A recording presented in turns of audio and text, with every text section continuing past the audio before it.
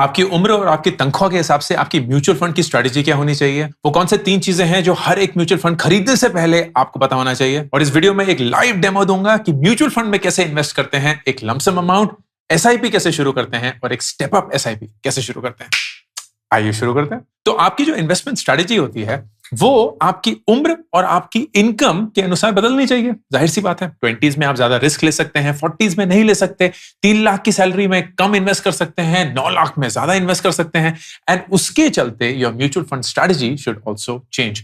मैंने एक पिछले वीडियो में एक पूरा मैप बनाया था कि आपके 20s में, आपके 30s में, आपके 40s एंड बियॉन्ड में आपकी तनख्वाह के हिसाब से कैसे कैसे आपके म्यूचुअल फंड के स्प्लिट चेंज हो सकते हैं।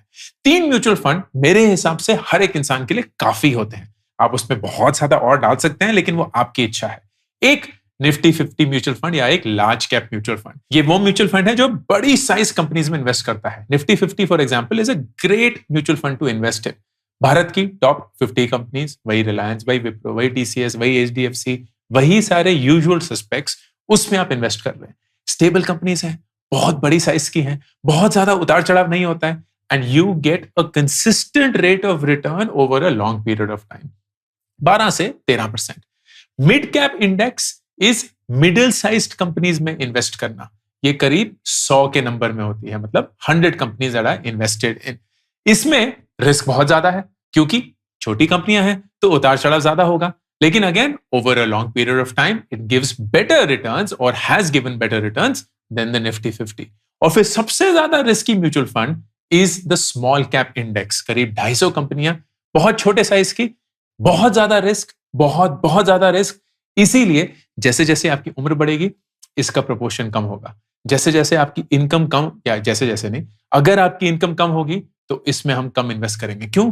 क्योंकि बहुत उतार चढ़ाव होता है। छोटी कंपनियां हैं, छोटे छोटे इकोनॉमिक इवेंट से कंपनियां हिल जाती हैं, बंद हो जाती हैं, so you can't take that risk. But अगर आप लॉन्ग पीरियड तक इन्वेस्टेड रहेंगे, the returns have been much better than the Nifty 50 और मिड कैप। तो तीनों का कॉम्बिनेशन होना चाहिए, क्योंकि हम क्यों बड़ा रिटर्न छोड़ें अगर हम रिस्क लेने के लिए तैयार हैं। तो पिछले वीडियो में जो सेगमेंट था वही रिपीट करूंगा, उसको आप देखिए and then we'll come to the next segment. इसको समझने के लिए हम 3 parameters of age and 3 parameters of income को लेते हैं। आप अपने 20s में, 30s में, 40s में हैं, एंड आपकी इनकम साल की 3 लाख से कम है, 3 से 9 लाख के बीच में एंड 9 लाख से ज्यादा है।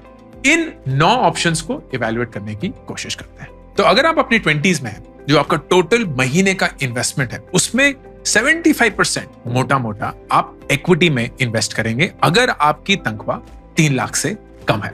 अगर 3 लाख और 9 लाख के बीच में है तो 75, अगर 9 लाख से ज्यादा है तो 80%। एंड इस अमाउंट में से कैसे उसको स्प्लिट करें? तो अगर आप 100 रुपए म्यूचुअल फंड्स में इन्वेस्ट कर रहे हैं तो उसमें से 40 रुपए अगर 3 लाख से कम आपकी तनख्वाह है वो जानी चाहिए निफ्टी 50 में, 30 रुपए मिड कैप में एंड 30 रुपए स्मॉल कैप में।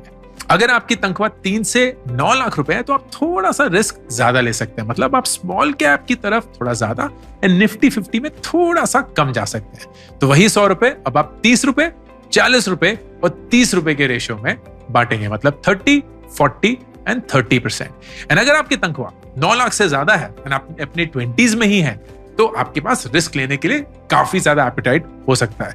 तो आप 25% निफ्टी 50 में, 40% मिड कैप में एंड 35% स्मॉल कैप में डालेंगे। अब यही अगर आप अपने 30s में आ जाते हैं एंड यही सेम इनकम स्लैब्स, 3 लाख, 3 से 9 लाख एंड 9 से ज्यादा। अब 30s में 3 लाख से कम कमाना सडनली काफी रिस्की हो जाता है, क्योंकि आपका नहीं, आपके परिवार की भी रिस्पॉन्सिबिलिटी आप पे होगी मोस्ट लाइकली। तो आप इक्विटी में 70% इन्वेस्ट करेंगे, उससे ज्यादा नहीं। ये भी बिल्कुल मैक्सिमम, एंड उसमें भी ज्यादा से ज्यादा निफ्टी 50 में। क्यों? क्योंकि वो रिलेटिवली सेफर है। तो 70% आपका टोटल इन्वेस्टमेंट में से जाएगा निफ्टी 50 का, 25% जाएगा मिड कैप में और सिर्फ 5% जाएगा स्मॉल कैप में। हम ज्यादा रिस्क नहीं ले सकते इस एज और इस इनकम के कॉम्बिनेशन पे। अगर 3 से 9 लाख रुपए है एंड आप अपने 30s में हैं तो 75% आप इक्विटीज में डाल सकते हैं, उसमें 60% Nifty 50, 30% mid cap, 10% small cap. And अगर आप अपने 30s में हैं एंड 9 लाख से ज्यादा कमाते हैं तो you are in a good spot. 50% हम निफ्टी 50 में डालेंगे, 35% मिड कैप में एंड 15% स्मॉल कैप में, with total 75% of our investment going into equity. अब अगर आप अपने 40s में आते हैं तो बहुत लोगों को लगे यार ये तो बूढ़े हो गए, वक्त खत्म हो गया है, अब इन्वेस्टिंग करने का क्या फायदा। गलत, आपके पास अभी भी 15 से 20 साल हैं before you retire, which is good enough time for you to build a retirement corpus. 3 lakh से कम में बहुत ज्यादा रिस्क है, तो आप 50% से ज्यादा इक्विटी में नहीं इन्वेस्ट करेंगे, एंड उसमें भी 80% निफ्टी 50 में जाएगा, 20% मिड कैप में। स्मॉल कैप में डालने का रिस्क नहीं लिया जा सकता at this age and income combination. 3 lakh और 9 लाख के बीच में अगर तनख्वाह है तो 60% हम इक्विटी में इन्वेस्ट करेंगे, उसमें से 75% Nifty 50, 25% mid cap, small cap में अभी भी नहीं।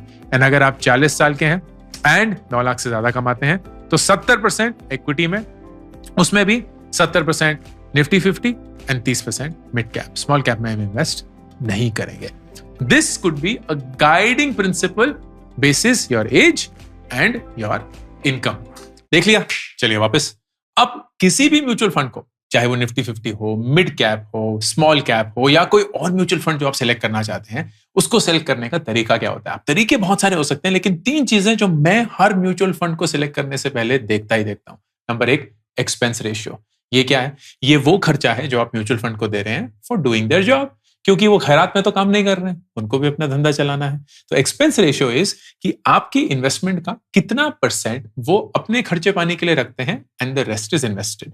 फॉर एग्जाम्पल, अगर एक्सपेंस रेशियो 1% है और आपने 100 रुपए इन्वेस्ट करे तो 99 रुपए इन्वेस्ट होंगे और 1 रुपए जो है वो म्यूचुअल फंड रख लेगा अपने सैलरीज के लिए, अपने ऑफिस के काम के लिए। एक्सपेंस रेशियो जाहिर सी बात है जितना कम हो उतना अच्छा है। एंड इंडेक्स म्यूचुअल फंड जो होते हैं they tend to have a very low expense ratio।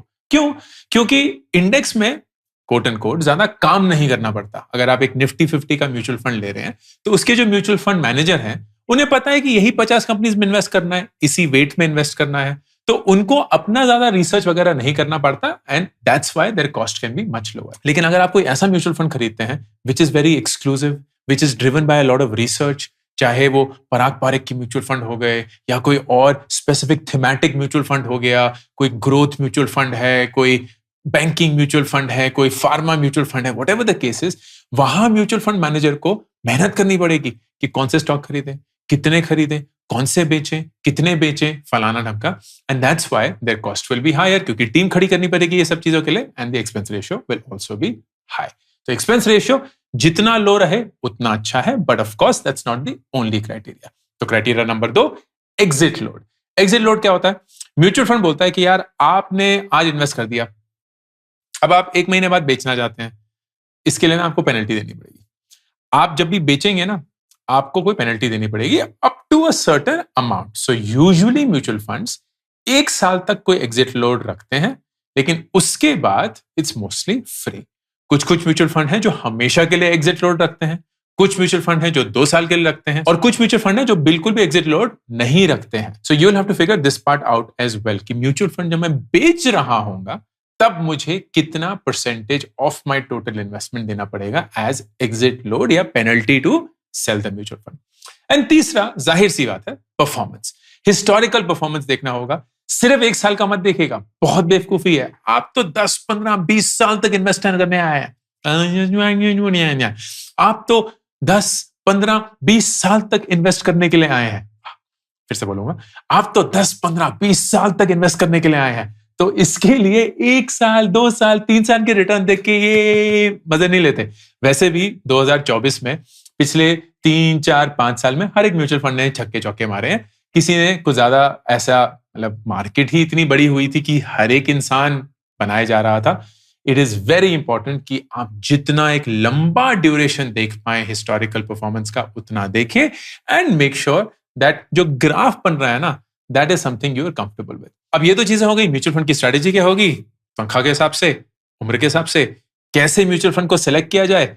अब एक्चुअल इन्वेस्टमेंट करके देखते हैं। It is shocking and surprising कि कितने लोग म्यूचुअल फंड में इन्वेस्ट करना चाहते हैं लेकिन उन्हें आइडिया ही नहीं है कि कैसे करना है। लमसम अमाउंट कैसे करते हैं, एसआईपी कैसे स्टार्ट करते हैं, स्टेप अप एसआईपी कैसे करते हैं। So what they do is in my opinion a big mistake. वो अपने म्यूचुअल फंड अंकल के पास चले जाते हैं, वो अंकल जो हमारे पापा हमारे मम्मी को म्यूचुअल फंड सदियों से बेचते आए हैं, एंड उसमें कोई खराबी नहीं है, वो बहुत अच्छा काम करते हैं, but you have to realise कि उनका भी एक खर्चा पानी है जो कहीं ना कहीं से तो निकलेगा। तो they tend to have a higher expense ratio, क्योंकि एक्सपेंस रेशियो के दो भाग होते हैं, एक जो म्यूचुअल फंड को चाहिए अपना फंड चलाने के लिए, और एक जो वो कमीशन देता है अपने म्यूचुअल फंड एजेंट्स को उस म्यूचुअल फंड को बेचने के लिए। तो जब आप वो कंबाइन करेंगे वो एक्सपेंस रेशियो बड़ा हो जाएगा। That is called a regular mutual fund. बहुत ही कंफ्यूजिंग सा नाम है, क्योंकि रेगुलर म्यूचुअल फंड तो लगता है रेगुलर म्यूचुअल फंड है, नहीं। एक अलग म्यूचुअल फंड होता है called the direct mutual fund, जिसमें आप डायरेक्टली प्लेटफॉर्म से खरीदते हैं या म्यूचुअल फंड से खरीदते हैं, वहां एक्सपेंस रेशियो सबसे कम होता है। क्यों? क्योंकि एजेंट्स का कमीशन नहीं होता। सो प्लीज डरिए मत टेक्नोलॉजी से, सब कुछ ऑनलाइन आ चुका है। आपको घर बैठे डीमैट अकाउंट खुल जाएगा, घर बैठे रिसर्च हो जाएगा, घर बैठे आपका लमसम अमाउंट इन्वेस्ट हो जाएगा, घर ही बैठे हुए आप अपना SIP, स्टेप अप SIP सब कुछ सेट कर सकते हैं। एंड मैं दिखाऊंगा एक लाइव डेमो के थ्रू। तो इस लाइव डेमो के लिए मैं Zerodha यूज करूंगा। Zerodha ने मुझे कोई पैसे नहीं दिया ये बोलने के लिए, उनका कुछ लेना देना नहीं है इस वीडियो से। मैं Zerodha पिछले 8 सालों से यूज करता आ रहा हूं। I have loved that. मैंने कोई और डीमैट या ब्रोकरेज कंपनी के साथ कभी काम नहीं किया है, so I am not even qualified to say कि Zerodha सबसे बेस्ट है या नहीं है, because I don't have a comparison. आप जहां से इन्वेस्ट करना चाहते हैं प्लीज कर सकते हैं।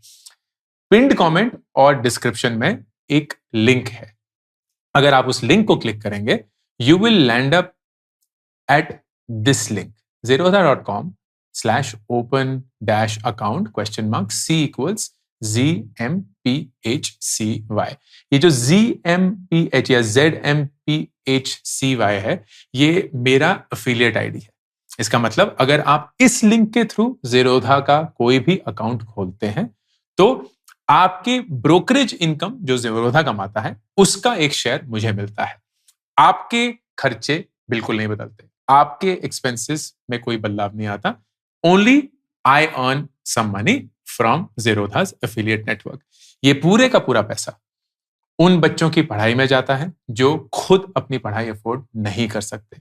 हर साल हम 100% of our affiliate income school के बच्चों के लिए, कॉलेज के बच्चों की फीस भरने के लिए कंट्रीब्यूट करते हैं। Last year I think we paid 53 lakh rupees, कुछ 128 बच्चों की मदद करी हमने। इस साल भी वही लगा हुआ है। So if you use this account, and this is not a suggestion और अ रिकमेंडेशन, ये पूरी की पूरी आपकी इच्छा है। If you use this then please understand I will make some income from it, but nobody has paid me to do this. किसी ने मुझे फोर्स नहीं किया है और ना ही मैं किसी जोर जबरदस्ती से ये कर रहा हूं। Okay, so I will tell you how it works. सबसे पहले you need to have something called a demat account. एक डीमैट अकाउंट बहुत जरूरी होता है। जैसे आपके बैंक अकाउंट में आपके पैसे होते हैं, वैसे ही डीमैट अकाउंट में आपके स्टॉक्स होते हैं और आपके म्यूचुअल फंड होते हैं। So it's a account to keep everything. And उसके साथ एक ट्रेडिंग अकाउंट भी होता है, which is how you buy and sell. Mutual funds के लिए ट्रेडिंग अकाउंट नहीं चाहिए होता है, लेकिन डीमैट अकाउंट चाहिए। And this is clubbed on Zerodha, so that's why this has to be open. आप अपने फोन नंबर से सब कुछ करते हैं। मैंने बहुत सारे वीडियो बनाए हुए हैं। इनफैक्ट वीडियो का एक इंपॉर्टेंट हिस्सा मैं आपको दिखा भी दूंगा कि ये जर्नी पूरी कैसे होती है। पूरे का पूरा KYC है, मतलब इलेक्ट्रॉनिकली KYC होता है। आपका आधार नंबर अगर आपके मोबाइल नंबर से लिंक्ड है, so you can easily set this up and कुछ ही घंटों में आपका डीमैट अकाउंट एक्टिव हो जाएगा। One very interesting thing that has happened lately is Zerodha pricing. तो अगर आप देखेंगे, कभी भी आप, ये प्राइसिंग की उनकी पेज है, कभी भी आप कोई स्टॉक डिलीवरी के लिए लेते हैं। What is delivery? मतलब आपने स्टॉक ले लिया है एंड यूर लाइक, अब मैं इसका पोजेशन लेना चाहता हूं and I will keep it for how ever long I want. तो उसके लिए कोई चार्ज नहीं होता, इट इज फ्री, 100 रुपीज। लेकिन अगर आप इंट्राडे या फ्यूचर्स एंड ऑप्शंस ट्रेडिंग करते हैं, मतलब आपने एक ही दिन में खरीद लिया और बेच दिया, या फ्यूचर्स एंड ऑप्शंस खरीद रहे हैं, सो इट इज 20 रुपीज पर trade. And this is where Zerodha makes bulk of its money. ये हमारे लिए सबसे जरूरी है for this video. Free direct mutual fund. All direct mutual fund investments are absolutely free. कोई कमीशन नहीं and कोई DP चार्जेस भी नहीं। मतलब whatever you buy from Zerodha, or for that matter most platforms, आपको कोई खर्चा नहीं देना होता है beyond the expense ratio of the mutual fund itself, which is brilliant. क्योंकि अब घर बैठे हम ये सारी चीजें मुफ्त मुफ्त मुफ्त में कर सकते हैं. Here is how it works. The platform to buy mutual funds from Zerodha is called Coin. तो हम जाएंगे coin.zerodha.com पे, और जब हम जाएंगे और लॉगिन करेंगे तो हमारा ये एक पेज खुलेगा. ये मेरा एक डीमैट अकाउंट है जिसमें अभी आप देख सकते हैं मैंने 23 लाख रुपए इन्वेस्ट करे हैं, वो 30 लाख रुपए बन चुके हैं, 7 लाख रुपए का मुनाफा, 30% का एब्सोल्यूट पीएनएल रिटर्न है. और अगर XIRR करेंगे मतलब कि साल का एवरेज आप कितना बनाते हैं, तो अराउंड 45% है. ये बहुत ही रैंडमली हाई नंबर है. ये एक्सपेक्ट मत करिएगा. इनफैक्ट ये भी एक्सपेक्ट मत करिएगा. अभी मैंने बताया मार्केट अनरियल बुल रन पे है, तो सबको लग रहा है कि वो स्टॉक मार्केट के भगवान बन चुके हैं, खुदा बन चुके हैं एंड वो रॉक स्टार हैं. नहीं भाई, ये सब कुछ संभल जाएगा. एक करेक्शन आएगा, सब कुछ सीधा हो जाएगा, फिर से बढ़ेगा, फिर से करेक्शन आएगा. यही नीति है, यही रीति है, तो यही चलती रहती है. एनीवे, हमारा वो पॉइंट नहीं है. तो हमें अगर निफ्टी 50 का एक म्यूचुअल फंड खरीदना है तो you can first go and search. In fact अगर आप कॉइन के पेज पे होंगे ना, एक बड़ा अच्छा सा इनका ये एक्सप्लोर का ऑप्शन है. तो यहाँ अगर आप एक्सप्लोर जाएंगे तो आपको बहुत सारे दिखेंगे. जैसे अगर हम इक्विटी पे क्लिक करते हैं तो बहुत सारे आ जाते हैं. And then you can actually go and select की कौन सी कैटेगरी, सब कैटेगरी क्या करना है. तो हमें जैसे लार्ज कैप चाहिए तो बहुत सारे आ जाएंगे. And all of these will be ordered by the AUM. AUM क्या होता है? Asset under management. सिंपल भाषा में कितने पैसे हम जैसे रिटेल इन्वेस्टर्स ने इस म्यूचुअल फंड में लगाया हुआ है.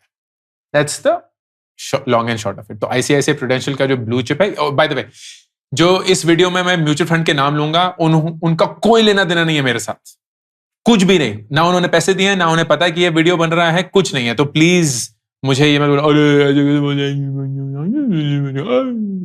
ओके. तो करीब 60,000 करोड़ सिर्फ इसी एक फंड में हम लोगों ने डाले हुए हैं. तो ऐसे बहुत सारे हैं वगैरह वगैरह. And let's now look at the Nifty 50. तो ये देख लेते हैं. UTI का निफ्टी 50 इंडेक्स फंड है क्योंकि ये पहला वाला आया. AUM कुछ 18,000 का है. क्लिक करके देखते हैं कि चल क्या रहा है. तो आप देखेंगे कि अरे वाह, नॉट बैड. ये मैक्स परफॉर्मेंस है इसकी. तो मतलब करीब 2013 में शुरू हुआ था. एंड हाँ, 2013 जैन में शुरू हुआ था. एंड तब से यहाँ चला आ रहा है. Looks really nice. 1 Jan 2013. And अगर आप देखेंगे ये CAGR है which is the compounded annual growth rate. In other words, on an average ये म्यूचुअल फंड कितना रिटर्न देता है. ये बाय डिफॉल्ट ना 1 साल है, विच आई डोंट लाइक, क्योंकि 1 साल में तो जैसे मैंने बताया पागलपन है. 27% नहीं होता है.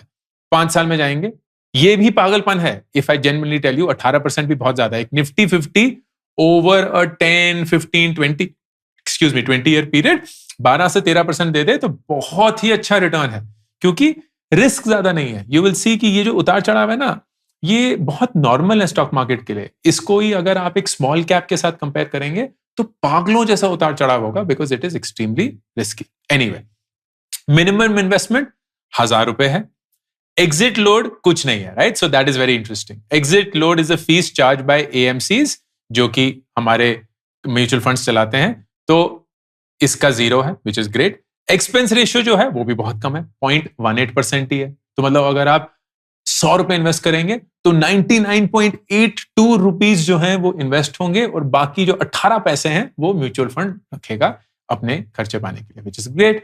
AUM जो है वो 18,000 करोड़ है, तो नॉट बैड. 2 से 25,000 करोड़ जो है, that is in my opinion a good range to be. बहुत ज्यादा हो जाता है तो म्यूचुअल फंड कुछ ज्यादा ही पावरफुल हो चुका है, लेकिन अगर बहुत कम है तो ऑफ कोर्स पावरफुल नहीं भी है. 2 से 25 मुझे ठीक लगता है, but of course it can be more than that as well. अब हम 2 चीजें करेंगे. सबसे पहले हम खरीदेंगे लमसम, फिर हम SIP करेंगे, और फिर हम स्टेप अप SIP करेंगे. So let's first do a simple lump sum purchase. आप 1,000 रुपए जो मिनिमम है उससे शुरू कर सकते हैं, एंड उसके बाद मल्टीपल ऑफ 1. तो आप 1,001 भी कर सकते हैं क्योंकि वो शगुन का पैसा है. आप 1,002 भी कर सकते हैं क्योंकि वो आपका पैसा है. आप 1,003 कर सकते हैं क्योंकि वो व्हाटएवर इट इज. एंड ये ऑप्शन है आपके पास. आप UPI कर सकते हैं, नेट बैंकिंग कर सकते हैं, या NEFT या RTGS भी कर सकते हैं. UPI बहुत आसान हो चुका है, so we would happily do that. तो अगर मैं बाय नाउ करता हूं and it will say orders can not be cancelled after they are placed, ये बहुत जरूरी है, तो you will confirm. And once you confirm, it says pending payment. मतलब अब UPI से ऐप में जब आप अपना पिन डाल के कंफर्म करेंगे, it will sync up. तो pay now and it will have the details already in here, right? तो ये मेरा नाम है एंड 1001 रुपए हम इन्वेस्ट कर रहे हैं. ये मेरा बैंक अकाउंट है जो लिंक्ड है ऑलरेडी HDFC का. ये मेरा UPI ID है जो मास्क हो चुका है. पीयूष, इसको मास्क करना होगा. And I have selected UPI. मैं अगर कंटिन्यू करूंगा तो सिंपल सा वही बताएगा. And let me now go and approve it at my and. तो मैंने यहां से किया. बहुत जरूरी है दोस्तों कि अगर आपके UPI में मल्टीपल बैंक अकाउंट्स जुड़े हुए हैं तो आप उसी बैंक अकाउंट से अप्रूव करें जो कनेक्टेड है आपके ज़ीरोधा अकाउंट के साथ. किसी और बैंक अकाउंट से करेंगे क्योंकि उसमें पैसे ज्यादा पड़े हुए हैं, वो कैंसिल या रिजेक्ट हो जाएगा. Will not happen. तो मैं 4163 जो ये बैंक अकाउंट था उसी से कर रहा हूं and I have done it. And किसी पॉइंट पे दिस शुड रिफ्रेश एंड से इट इज डन. परफेक्ट. तो पेमेंट सक्सेसफुल. आप इसको क्लोज करेंगे एंड यू विल सी कि 29 जुलाई 5:23 पे हमने 1001 रुपए के UTI निफ्टी 50 इंडेक्स फंड के यूनिट्स खरीदे हैं. प्रोसेसिंग ये अगले दिन आ जाएगा, right? So you will get it into your system and that is how a mutual fund operates. दिन के एंड में जो क्लोजिंग प्राइस होता है उस पे खरीदा जाता है, उस पे बेचा जाता है, and that is how you would buy and sell. Now let's go and start a SIP, क्योंकि हमारा मेन फोकस लमसम नहीं है, SIP है. हमें 10, 15, 20 साल की SIP करनी है क्योंकि वही हमारे करोड़ों और लाखों रुपए बनेंगे. लाखों. ओके, तो SIP के लिए सबसे पहले दो चीजें. एक होता है AMC SIP. AMC SIP मतलब आप सीधे जो एसेट मैनेजमेंट कंपनी है, मतलब UTI हो गया या कोई भी और एसेट मैनेजमेंट जो इस म्यूचुअल फंड को मैनेज कर रही है, आप उनके साथ सीधे SIP करेंगे. अंतर कुछ नहीं है क्योंकि this is free through Zerodha as well. But some people are like नहीं यार, हमें ज़ीरोधा को सिर्फ एक प्लेटफॉर्म जैसे यूज करना है, जैसे हम मेक माई ट्रिप को यूज करते हैं टू बाय अ इंडिगो या विस्तारा टिकट. तो अल्टीमेटली हम इंडिगो एंड विस्तारा ही खरीद रहे हैं और उन्हीं में उड़ रहे हैं. Make my trip is just a platform, तो आप वैसे भी यूज कर सकते हैं. द चैलेंज देयर इज कि जो ये फंक्शनलिटी होती है ना, पॉज या रिज्यूम या स्टेप अप, ये अवेलेबल नहीं होती. क्यों? क्योंकि अब ज़ीरोधा इसको कंट्रोल नहीं कर सकता. अब तो सीधे AMC या एसेट मैनेजमेंट कंपनी कंट्रोल कर रही है एंड उनके पास वो फ्लेक्सिबिलिटी नहीं है. सो अगर आपको अपने SIP पॉज करना है या रिज्यूम करने हैं, क्योंकि पॉज करके रिज्यूम भी करना हो, या स्टेप अप करना है, मतलब हर साल 10% से बढ़ा होता है जो भी कुछ है, ये फंक्शनलिटीज अभी AMC पे नहीं अवेलेबल है, सिर्फ प्लेटफॉर्म्स के थ्रू अवेलेबल है. सो माय रिकमेंडेशन, आप AMC की SIP मत करिए, आप ज़ीरोधा या कॉइन से ही करिए, जो भी और प्लेटफॉर्म है. क्रिएट मैंडेट, ये भी आएगा, right? So you will have to give a mandate to Zerodha कि आप हर महीने इतने अमाउंट का डिडक्शन मेरे से कर सकते हैं. जैसे हम बैंक को EMI देने के लिए एक मैंडेट बनाते हैं, मतलब आपको ये परमिशन देनी पड़ेगी किसी को कि आप हर महीने की 7 तारीख को इस अमाउंट को मेरे से निकाल सकते हैं. तो लेट्स कॉल दिस समथिंग. मैंने निफ्टी 50 कॉल कर लिया. ये मेरा बैंक अकाउंट है जो कि ज़ीरोधा से लिंक्ड है. Accept, continue. एंड यहां आप देखेंगे कि बहुत सारे ऑप्शंस वगैरह रहेंगे, राइट? तो आपका डेबिट कार्ड, नेट बैंकिंग, आधार, इससे आप वेरीफाई कर सकते हैं. तो मैं नेट बैंकिंग करता हूं क्योंकि that is easier for me. And सब कुछ घर बैठे हो रहा है. कहीं कुछ निकालने की जरूरत नहीं है, कहीं कुछ करने की जरूरत नहीं है. So all of this is absolutely easy.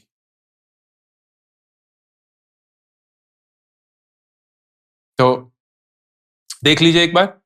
तो मैंडेट है Indian clearing corporation limited, ICCL, ये है जिनके लिए आप मैंडेट बना रहे हैं. ये मेरा नाम है, म्यूचुअल फंड की पेमेंट है, ये मेरा बैंक अकाउंट नंबर है, ये मैक्सिमम अमाउंट है जो निकल सकता है. ये निकालेंगे नहीं, उनको बस ऑथराइजेशन चाहिए कि इतना अमाउंट निकाल सकते हैं. विश्वास रखिएगा, ये बिल्कुल सही से चलता है.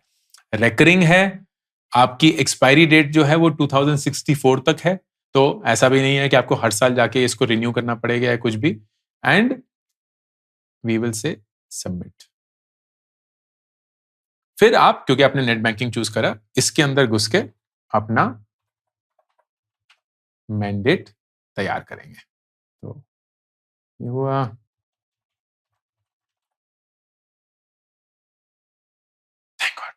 ओटीपी आएगा आपके फोन नंबर पे, तो आप ओटीपी डालेंगे। मैं डालता हूं, आ गया मी मी मी मी। अच्छा ओटीपी था, मी मी मी बी मी मी। सक्सेस। रीडायरेक्टिंग। एंड ये आपका मैंडेट अप्रूवल ऑटोमेशन डन। ठीक है, ये हो गया है। Mandate will be activated with in 72 hours. तो जो, जैसे ये 29 तारीख है, जो आपकी एसआईपी की डेट है वो 3 दिन बाद ही हो सकती है। अगर आपने उस दिन से पहले डाल दिया है तो वो अगले महीने से शुरू होगी। तो इसलिए मेरा ये क्या है कि 5 दिन बाद की डेट डाल दी जाए ताकि वो उसी महीने से शुरू हो जाए। तो आप देखेंगे एक मैंडेट आ चुका है विच सेज प्रोसेसिंग। तो इनिशियल इन्वेस्टमेंट मतलब पहला लमसम इन्वेस्टमेंट ये 0 भी हो सकता है, and in fact I would say 0 ही होना चाहिए। एंड देन फिर इंस्टॉलमेंट अमाउंट विच इज कि आपके एसआईपी का अमाउंट कितना होगा। मंथली एसआईपी करेंगे, मेरा लकी नंबर 7 है तो हम 7वीं तारीख को करेंगे। एंड इसी में you can see step up. तो स्टेप अप का क्या मतलब, अगर आपने ऑन कर दिया तो जितना भी आप अमाउंट डालेंगे उससे स्टेप अप हो जाएगा। और कब होगा दैट इज वेरी इंपॉर्टेंट। इसका by default is the same date जब आप एसआईपी शुरू करते हैं। एंड व्हाई इज दैट, क्योंकि जब आप एसआईपी शुरू करेंगे एंड आप 7वीं तारीख को कर रहे हैं ना, तो तब तक तो ये डेट निकल चुकी होगी, विच मीन्स अगले साल ही दिस विल गेट एक्टिवेटेड। सो थोड़ा सा मिसलीडिंग, या थोड़ा मिसलीडिंग नहीं एक्चुअली, थोड़ा सा कंफ्यूजिंग है, because I would have loved it like जैसे कैलेंडर में आता है ना कि 10% एवरी ईयर या एवरी वीक या एवरी मंथ वगैरह वगैरह, but this is how they have chosen to be and that's perfectly fine. तो अभी के लिए हम इसको ऑफ कर देते हैं क्योंकि अभी हम सिर्फ एसआईपी कर रहे हैं। And this is what it says, SIP will be active until cancelled. तो आप इनडेफिनेट पीरियड के लिए ये एसआईपी स्टार्ट कर रहे हैं। And the NAV will be calculated on the days funds released, on the day funds are release at the clearing corporation. So जो भी आप ये पैसे डालेंगे, जैसे करेंगे, उस दिन पे जो भी एनएवी होगा या net asset value, in other words mutual fund का प्राइस, उसी प्राइस पे ये यूनिट्स खरीदे जाएंगे। तो हम क्रिएट करते हैं एसआईपी। ओ ये 1000 ही डालना पड़ेगा, ये लमसम अमाउंट नहीं है, ठीक है। तो हम क्रिएट करते हैं SIP. So here's what it's saying, you creating a monthly SIP for 1000 rupees in UTI Nifty 50 index indefinitely. Indefinitely से आप प्लीज डरिएगा मत, दैट इज द इंटेंशन कि जब तक है जहां एसआईपी चलता रहेगा। कंफर्म। एंड जब आप ये करते हैं देन यू हैव टू पे नाउ। अब ये पे नाउ जो है, this is an interesting thing. तो सबसे पहले तो हम एक पे नाउ करेंगे। तो जो 1000 रुपए हमने डालने हैं, and I will put the 1000 rupees. ये हो गया एंड क्लोज। तो ये जैसे मैंने बताया 3 दिन बाद शुरू होता है। तो जो भी आप एसआईपी चूज करेंगे वो 3 दिन बाद ही शुरू होगी। सो उसकी जो डेट है वो आप 3 दिन बाद दीजिएगा। And the best thing is कि आप 5 दिन बाद दे दें, because then it will be all safe and secure. तो आप वो कर लेंगे। बाकी सारा process the same as I have already shared with you. जब आप ऑटोमेटिक स्टेप अप करेंगे तो ये याद रखिएगा कि ये अगले साल 10% से बढ़ जाएगा। तो मतलब आपने 1000 रुपए का जो अभी एसआईपी अमाउंट किया हुआ है वो अगले साल से जुलाई 29 से 1100 रुपए हो जाएगा। एंड देन अगर आपने 2000 किया था तो 2200 रुपए हो जाएगा, so on and so fourth. लेकिन उसके 1 साल बाद आई थिंक अभी जो मेरी अंडरस्टैंडिंग है वो रुक जाता है। So you'll have to start all over again, but that's pretty much it. इसके साथ अब कोई एक्सक्यूज नहीं रहना चाहिए for you to start your mutual fund SIPs. Mutual funds are a great way to invest, are a safe way to invest, and are, in my opinion, mandatory for everyone who is earning to invest. अपनी as और अपनी income के अनुसार एक mutual fund strategy क्या होनी चाहिए वो हमने आपको दिखा दिया है, कैसे होता है वो भी समझा दिया है। अब काम आपका है, करना जरूरी है दोस्त, पीछे नहीं हटना है। Okay, promise? I love it. Ankur Warikoo, signing off. मेरी नई किताब मेक एपिक मनी एक महीने के अंदर ही 1 लाख कॉपीज बेचकर हिंदुस्तान की बेस्ट सेलर बन चुकी है। आप इसको ऑर्डर कर सकते हैं Amazon। इसी के साथ मेरी पहली 2 किताबें gate epic shit done and do epic shit भी बेस्ट सेलर्स हैं, Amazon पे अवेलेबल हैं। Audio book, Hindi format and English format, ये 3 किताबें आपकी रीडिंग जर्नी को एक आदत में बनाने के लिए।